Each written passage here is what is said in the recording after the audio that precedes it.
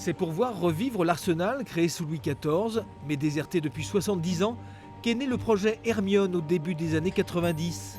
Un défi incroyable, mais qui, vu de Rochefort, avait un sens. Une histoire qu'Isabelle Georget a vécue de l'intérieur. Elle est membre depuis l'origine de l'association Hermione Lafayette. À l'époque, le projet pour ses initiateurs paraissait comme une évidente nécessité. Il manquait un bateau. On était un arsenal, on avait construit 550 navires à Rochefort, mais on n'avait plus de bateau. Donc l'idée, ça a été de reconstruire un bateau et de le reconstruire devant le public. Après 5 années de réflexion et de préparatifs, le chantier démarre vraiment en 1997. Première opération, la pose de la quille, un véritable événement. Mais l'ouvrage est colossal. Le souci est de réaliser une réplique la plus exacte possible. Faute de mode d'emploi détaillé, il a fallu mener une minutieuse enquête. La première, c'est de retrouver les traces avec une bonne fiabilité sur l'histoire.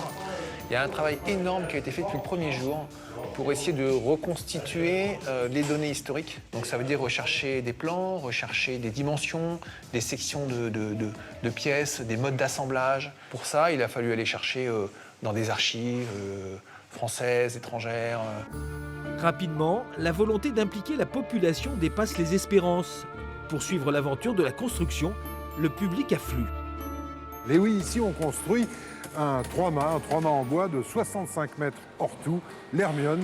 Au printemps 99, l'émission Thalassa consacre un numéro spécial en direct depuis Rochefort.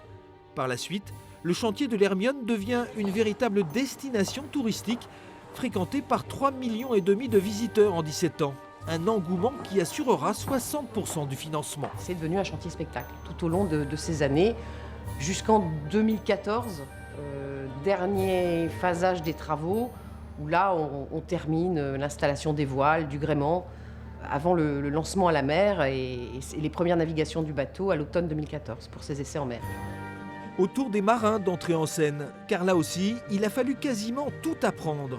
Faire naviguer une unité aussi exigeante et physique qu'une frégate royale réclame un savoir que personne ne possédait plus vraiment.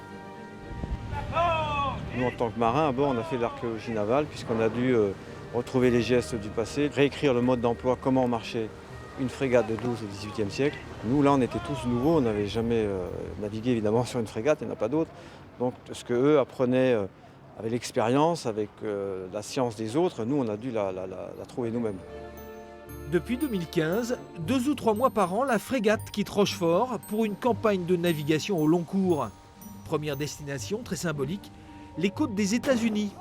Sur les traces du voyage de 1780, lorsque l'Hermione a conduit le marquis de Lafayette au secours des insurgés américains. Fort à présent d'une expérience de dizaines de milliers de mille marins, l'Hermione n'a plus de secret pour le commandant et ses équipiers, ou presque. Avec l'Hermione, on n'a pas encore trouvé la limite, quoi. On a pensé approcher la limite plusieurs fois, mais alors c'est dangereux la limite, parce que évidemment c'est le moment où tout bascule. Il ne faut pas trop aller l'effleurer, mais il faut savoir où aller.